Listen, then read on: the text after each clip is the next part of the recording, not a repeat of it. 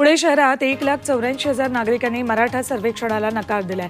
त्या सर्वेक्षणावेळी तब्बल 3,93,000 घरं बंद असल्याचं समोर आलंय। पुणे शहरात एकूण 8.5 लाख घरांचं सर्वेक्षण केलं। 23 जानेवारीपासून हे सर्वेक्षण सुरू होतं। कुणबी प्रमाणपत्र निर्णयाविरोधात ओबीसी संघटनांनी कोर्टात धाव घेतली होती। हायकोर्टात कुणबी प्रमाणपत्र वाटपासंबंधी जनहित याचिकेवर आज सुनावणी होतीये। मराठा समाजाला सरसकट कुणबी प्रमाणपत्र देऊ नका अशी मागणी ओबीसी संघटनेचे अध्यक्ष मंगेश ससाणेंनी करत हायकोर्टात धाव घेतली होती।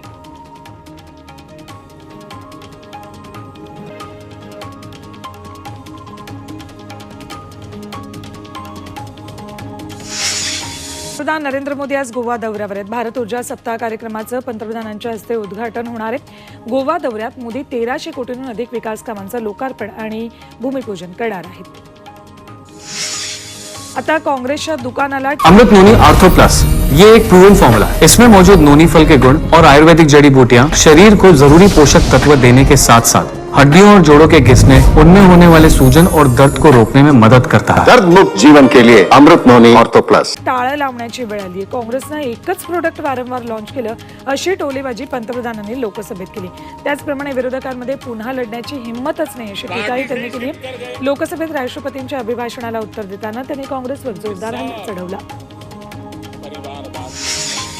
अब की बार 400 पारचा नारा पंतप्रधानांनी लोकसभेत दिला। लोकसभा निवडणुकीत एकट्या भाजपला 370 जागा मिळतील आणि एनडीए 400 पार जागा मिळवेल असा विश्वास मोदींनी लोकसभेत व्यक्त केला। तर पुढे काही करो, भ्रष्टाचार विरोधातील लढाई सुरूच राहणार, तपास यंत्रणा त्यांचं काम करतच राहणार असंही मोदींनी ठणकावलं।